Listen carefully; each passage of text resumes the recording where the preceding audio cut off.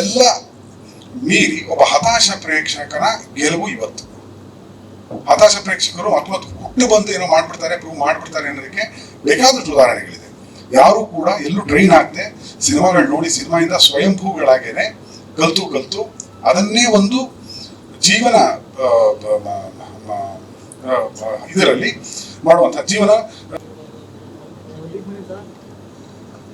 Sir S S S S ನಂಗೆ ಅರ್ಥ ಆಯ್ತು. ಒಳ್ಳೆಯ ಪ್ರಶ್ನೆ. ಒಬ್ಬ ಹತಾಶ ಪ್ರೇಕ್ಷಕ ಕನ್ನಡ ಚಿತ್ರೋದ್ಯಮದ ಯಾವ್ಯಾವ ಸಿನಿಮಾಗಳು, ಯಾವ್ಯಾವ ಕಥಾನಾಯಕರು ಯಾವ್ಯಾವ ತರ ಸಿನಿಮಾ ಮಾಡಿದ್ದಾರೆ, ಎಷ್ಟೆಷ್ಟು ಸಿನಿಮಾ ಮಾಡಿದ್ದಾರೆ ಅಷ್ಟು ಮಾಹಿತಿ ಇದೆ. ನಾನು ನನ್ನ ಚಿತ್ರಕಥಾ ಸ್ಕೂಲ್ ನಡೆಸ್ತೀನಿ. ನನ್ನ ರಿಸರ್ಚ್ ಇಷ್ಟಿದೆ. 14ನೇ ವಯಸ್ಸಿಂದ ಈಗ 52 ಅಂತಂದ್ರೆ ಆಲ್ಮೋಸ್ಟ್ 38 ವರ್ಷಗಳ ಕಾಲ ಅದೇ ಧ್ಯಾನವಾಗಿ ಕೆಲಸ ಮಾಡಿದ್ದೇನೆ.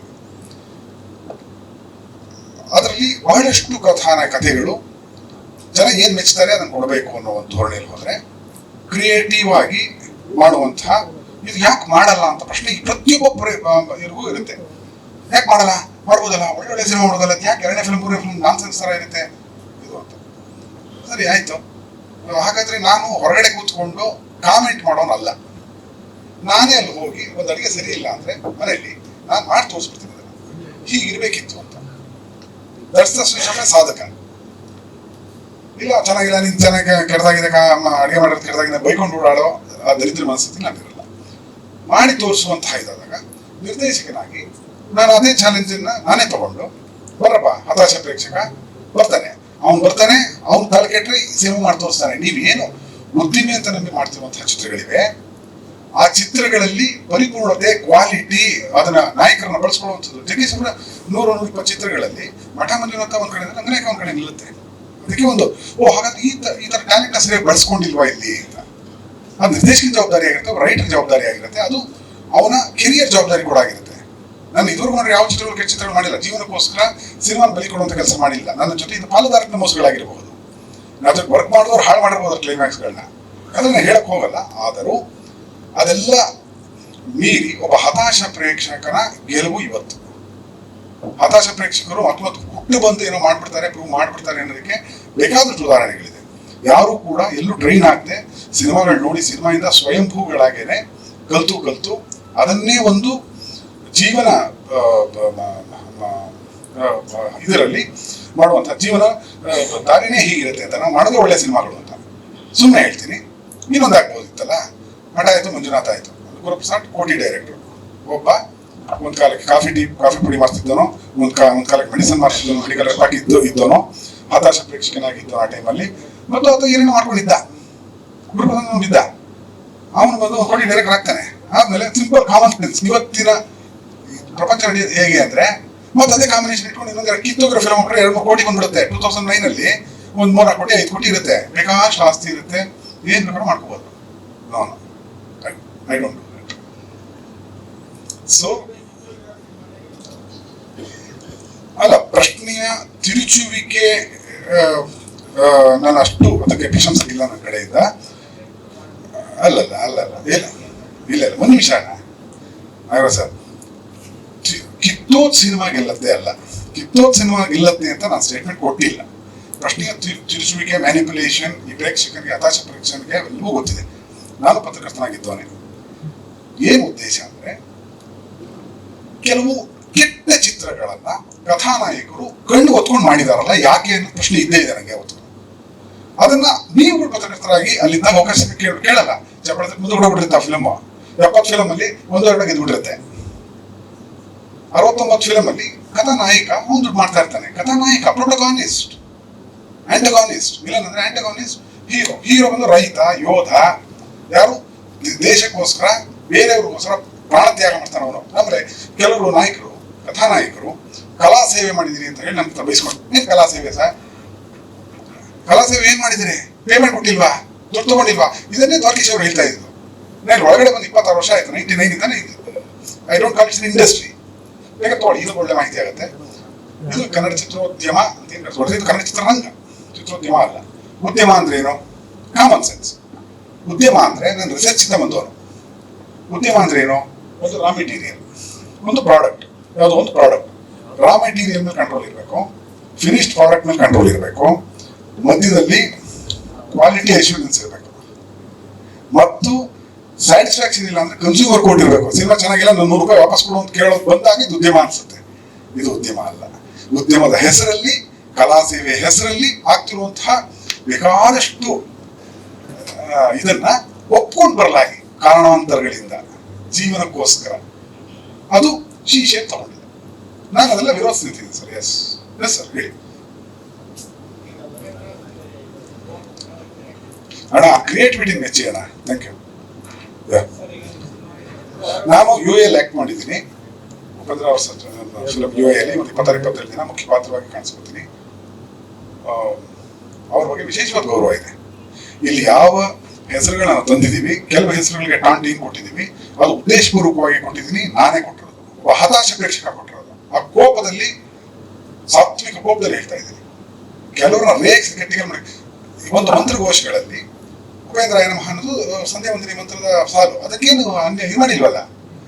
ತುಂಬಾ ಶ್ರದ್ಧೆಯಿಂದ ಸಂಧ್ಯಾ ಮಾಡುವಾಗ ಓಂ ಅಂತ ಬಂದಾಗ ಅದೇ ಪೂಜಾ ಟೈಮಲ್ಲಿ ಓಂ ಉಪೇಂದ್ರ ಅನ್ಕೊಂಡು ರೌಡಿ ಚಿತ್ರದ ಬಗ್ಗೆ ಮಾತಾಡ್ಕೊಂಡು ಹಾಗೆ ಒಂದು ಟಾಂಟು. ಆ ಕ್ರಿಯೇಟಿವಿಟಿನ ಕ್ರಿಯೇಟ್ ಮಾಡ್ಬೇಕು. ಅದೇ ಕೊಡ್ತೀನಿ. ಉಪೇಂದ್ರ ಅವಮಾನ ಮಾಡ್ತಿಲ್ಲ ಅಂತ ನಾನು ಆತ್ಮನೆ ನಾವು ಯಾ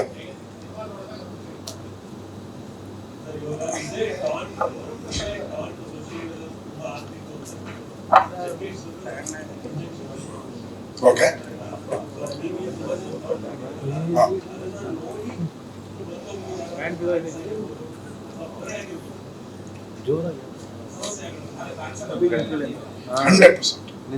ನಾನು ಹತಾಶ ಪ್ರೇಕ್ಷಕ ಏನ್ ಹೇಳ್ಬೇಕಾಗಿದ್ದಾನೋ ಅದನ್ನ ಧೈರ್ಯವಾಗಿ ಒಬ್ಬ ಯೋಧನ್ ತರ, ಕ್ರಾಂತಿಕಾರಿ ತರ ಹೇಳಿದೀನಿ. ಗೌರವ ಇರಲಿ. ಇಲ್ಲ ಹಂಗಂತ ನಾವು ಮಾಡ್ತೀವಿ ಬಂದ್ರಪ್ಪ, ಅದು ನೋಡ್ಬೋಣ. ಏನ 100 ವರ್ಷ ಬದುಕಿ ಏನ್ ಕಿತಾಕದಲ್ಲ. ಯಾವ್ದನ್ನ ಉದ್ಯಮ ಅಂತ ಒಪ್ಕೊಂಡು ಅದು ಉದ್ಯಮ ಉದ್ಯಮ ಉದ್ಯಮ ಉದ್ಯಮ ಅಲ್ಲ ಕಣ್ರೆ, ರಂಗ ಕಣ್ರೆ. ಇದು 25 ವರ್ಷ ಮುಂದೆ ಮಾಡ್ಬೇಕಾದ್ರೆ ಸಿನಿಮಾ ಇವಾಗಲೇ ಮಾಡಿದ್ದಾರೆ ಅಂತ ಮಠಕ್ಕೆ ರಿವ್ಯೂ ಬಂತು. ನೋಡಿ, 1 ವರ್ಷ ನಾನು ಖಾಲಿ ಕೂತಿದ್ದೆ ಮಠ ಆದ್ಮೇಲೆ. ಅಲ್ಲಯ್ಯ, ಒಂದು ಟ್ಯಾಲೆಂಟ್ ಬಂತು, ಒಬ್ಬ ವ್ಯಕ್ತಿ ಬಂದ ಅಂತಂದ್ರೆ 20 ವರ್ಷ ಮುಂದೆ ಮಾಡಿದ್ರೆ ಈಗ ಮಾಡ್ತಿದ್ದು ನಮ್ಗೆ ಗೊತ್ತಿಲ್ವಾ, ಮುಂದೇನು ಗೊತ್ತಿಲ್ವಾ, ಡಿಜಿಟಲೈಸೇಷನ್ ಗೊತ್ತಿಲ್ವಾ. 12 ವರ್ಷ, 13 ವರ್ಷ, 17 ವರ್ಷ ಮುಂದೆ ಇದೆ ಅಮೆರಿಕ. ಅಲ್ಲಿ ಏನ್ ನಡೀತಾ ಇದೆ ನಮ್ಗೆ ಮುಂದೆ 17 ವರ್ಷಕ್ಕೆ ಆಗುವಂಥದ್ದು ಈಗಲೇ ನಡೀತಾ ಇದೆ. ಅಲ್ಲಿನ ಮಾಹಿತಿ ಎತ್ಕೋಬಹುದು, ನಾವು ಅಪ್ಡೇಟ್ ಆಗ್ಬಹುದು, ರಿಸರ್ಚ್ ಮಾಡಬಹುದು. ರೈಟ್.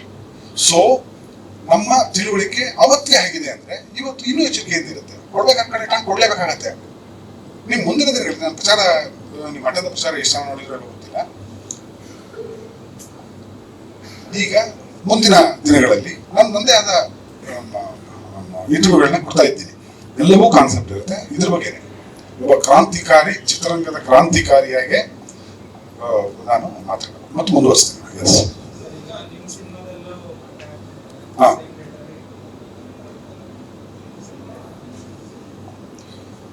ಅಣ್ಣ, ಇದು ಇವತ್ತಿಂದಲ್ಲ, ಈ ಚಾಲೆಂಜ್ಗಳೆಲ್ಲ ಎದುರಿಸ್ಕೊಂಡ್ ಬಂದಿದ್ದಾನೆ. ಇದಕ್ಕೆ ಉತ್ತರ ಮಠದ ಎಗೇನ್ಸ್ಟ್ ಜೋಗಿ ಅನ್ನೋ ಫಿಲಮ್ ಇತ್ತು, ಶಿವಣ್ಣನ. ಓಕೆ. ಎದ್ದೇಳು ಮಂಜುನಾಥ ಎಗೇನ್ಸ್ಟ್ ರಾಜ್ ಇತ್ತು, ಅಪ್ಪು ಸರ್ ಆಕ್ಟ್ ಮಾಡಿದ್ದು. ರಾಜ್ ಪ್ರೊಡ್ಯೂಸರು ಕ್ಯೂ ನಿಂತ್ಕೊಂಡು ಮಂಜುನಾಥ ನೋಡಕ್ ಬಂದ್ರು. ಒಂದು 6 ಕೋಟಿ ಹೋಗಿ ಮರ್ದಾಯ್ತು ಗುರು ಅಂದ್ರು. ಎದ್ದೇಳು ಮಂಜುನಾಥಕ್ಕೆ ಸಿಕ್ಕಿದ ಬೆಸ್ಟ್ ಅಪ್ರಿಸಿಯೇಷನ್. ಈಗ ಕರ್ನಾಟಕದ ಮನಕ ಅದನ್ನ ಹೇಳ್ಕೊಂಡು ಕಟ ಕಟ ಕಟ ಕಟ ತಗೊಂಡ್ರೆ ಅನಿಸ್ತಿದೆ.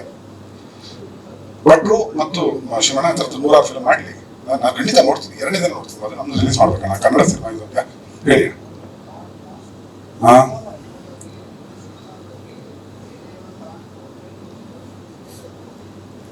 ಅಣ್ಣ, ಅದು ಈಗ ಟಾಂಟ್, ಅದು ತುಂಟತನ, ಕಾಲಿಳಿಯುವಿಕೆ, ಚೇಷ್ಟೆ, ಕ್ರಿಯೇಟಿವಿಟಿಯ ಅದಕ್ಕಿದೆ ಇದರಲ್ಲಿ. ಇಲ್ಲ ನೋಡಪ್ಪ, ನೀನು ಈ ತರ ಸಿನಿಮಾಗಳು ನಮ್ಗೆ ಬೇಡ, ನಮ್ಗೆ ಹೊಡೆಯೋದು ಬೇಕು, ಲಾಂಗು ಮುಚ್ಚಬೇಕು, ಹೊಡ್ಕೊಂಡು ಯಾರು ಇದ್ದಾರೆ, ಆ ಸಿನಿಮಾಗಳೇ ನಾವು ನೋಡೋದು. ನೀನ್ ಯಾಕೆ ಬದುಕಿದ್ದೀವಿ ಅಂದ್ಬಿಟ್ಟು ಒಂದು ಕೆಟ್ಟ ಪದ ಬಳಸಿದ್ರು, I don't mind dying, I don't mind.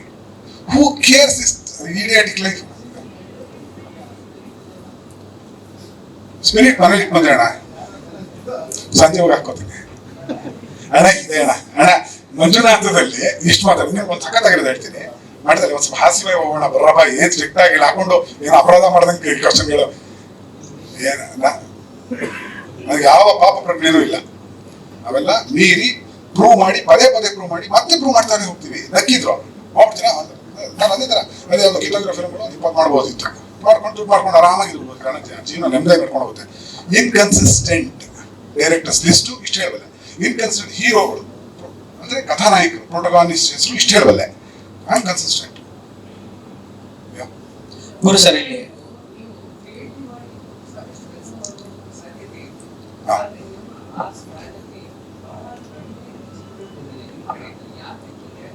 ಒಳ್ಳೆ ಪ್ರಶ್ನೆ. ನಮ್ಮ ತಂದೆಯ ಹೆಸರು ರಾಮಚಂದ್ರ, ರಾಜ್ಕುಮಾರ್ ಅಲ್ಲ. ನಮ್ಮ ಮನೇಲಿ 3 ಊಟ ಸಿಕ್ಕರೆ ನಾನೇ ದುಡ್ತಾ ಜೀವನ ಮಾಡ್ಕೊಂಡು ನಾನೇ ಕಷ್ಟಪಟ್ಟು ನಾನೇ ದುಡ್ದು ಮುಂದೆ ಮಠ ಮಂಜುನಾಥ ಎಕ್ಸಿಕ್ಯೂಟಿವ್ ಕೆಲಸ ಮಾಡ್ತೀನಿ. 2 ಸಿನಿಮಾ ಮೋಸ ಮಾಡ್ತಾರೆ. ಎಂಜಾಯ್ 3, 4, 5 3 ಫಿಲ್ಮ್ ಕೋ ಪ್ರೊಡಕ್ಷನ್ ಮಾಡ್ತೀನಿ, ಪೇಮೆಂಟ್ ಇಲ್ಲ. ಆ ಪಾರ್ಟ್ ಯಾಕೆಂದ್ರೆ ನನಗೆ 1947 ಭಾರತಕ್ಕೆ ಸ್ವಾತಂತ್ರ್ಯ ಬಂದ್ರೆ ಒಬ್ಬ ನಿರ್ದೇಶಕನಿಗೆ, ಕ್ರಿಯಾಶೀಲ ನಿರ್ದೇಶಕನಿಗೆ, ಬರಹಗಾರನ ಸ್ವಾತಂತ್ರ್ಯ ಬರೋದು ಯಾವತ್ತೋ ಅವ್ನ ಫಿಲ್ಮ್ ಅವನೇ ಪ್ರೊಡ್ಯೂಸ್ ಮಾಡ್ಕೊಂಡಾಗ. ಆ ದಿನಕ್ಕೆ ಬಂದಾಯ್ತು. ಈಗ ನನ್ನ ಫಿಲ್ಮ್ ನಾನೇ ಪ್ರೊಡ್ಯೂಸ್ ಮಾಡ್ಕೊಂಡಿದ್ದೀನಿ, ಮುಂದಿನ ಚಿತ್ರ ನಾನೇ ಪ್ರೊಡ್ಯೂಸ್ ಮಾಡ್ಕೊತೀನಿ.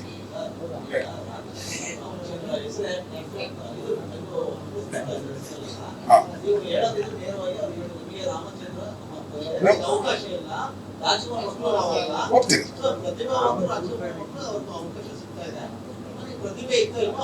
ನಮ್ ಗಾಡ್ ಫಾದರ್ ಇಲ್ಲ ಅನ್ನೋದನ್ನ ಹೇಳಿದೆ, ಬೇರೆ ಯಾವ ಅರ್ಥ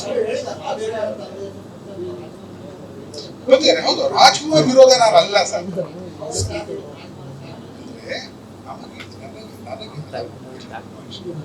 ನಮ್ಮ ಚಿತ್ರರಂಗ ಮನೇಲಿ ಸಿನಿಮಾನೇ ತೋರಿಸ್ತಿರ್ಲಿಲ್ಲ. ಚಿತ್ರೋದ್ಯಮಕ್ಕೆ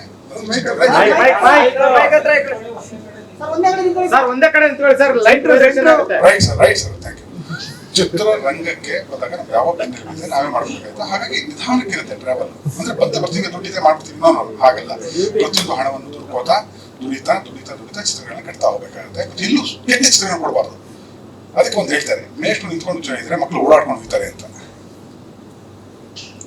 ಬೇಕೋ ಬೇಡವೋ ಆ ಪರಿಸ್ಥಿತಿ ನಿರ್ಮಾಣ ಆಗತ್ತೆ. ಅಂದ್ರೆ ಒತ್ತಡ ಬರುತ್ತೆ, ಜೀವನದ ಒತ್ತಡಕ್ಕೋಸ್ಕರ ಯಾವ್ದೋ ಕೆಟ್ಟ ಫಿಲ್ಮ್ ಮಾಡ್ಬೇಕಂತ ಪರಿಸ್ಥಿತಿ. ಅದಕ್ಕೆ ಸಿಕ್ಕಾಕೊಂಡ್ರೆ ಎಲ್ಲರೂ ಸಿಕ್ಕಾಕೊಂಡ ಕಡೆ ನಾನು ಸಿಕ್ಕಾಕೊತಿದ್ದೀನಿ ಅಂತ. ಆ ಎಚ್ಚರಿಕೆಯಲ್ಲಿ ಪ್ರತಿ ಕ್ಷಣ ಮನಸ್ಸಾಕ್ಷಿಗಳು ನಮ್ಮ ಕೆಲಸ ಮಾಡ್ಬೇಕಾಗುತ್ತೆ. ಹಾಗಾಗಿ ಮತ್ತು ಹೋಗ್ಬಿಡ್ತೀನಿ ಸರ್, ರಾಜ್ಕುಮಾರ್ ಅವರು ನಾನು ತುಂಬಾ ಪ್ರೀತಿಸಿ ಗೌರವಿಸುವಂತ. ಬಿಕಾಸ್ ಅವರು ಅಪ್ಪ ಅವ್ರಿಗೆ ನಾನು ಕನ್ನಡ ಪಾಠ ಹೇಳಿದ್ದೀನಿ, ಅವರು ಗುರುಗಳೇ ಅಂತ ಕರೀತಾರೆ. ಹಾಗೆ ಅದು ಅಣ್ಣ ಅಷ್ಟೇನೆ, ಈ ಕಾಂಟ್ರವರ್ಸಿ ಇಲ್ಲ. ಕೇಳಪ್ಪ. ಚಾನೆಲ್ ಸಬ್ಸ್ಕ್ರೈಬ್ ಮಾಡಿ, ಬೆಲ್ ಐಕಾನ್ ಕ್ಲಿಕ್ ಮಾಡಿ.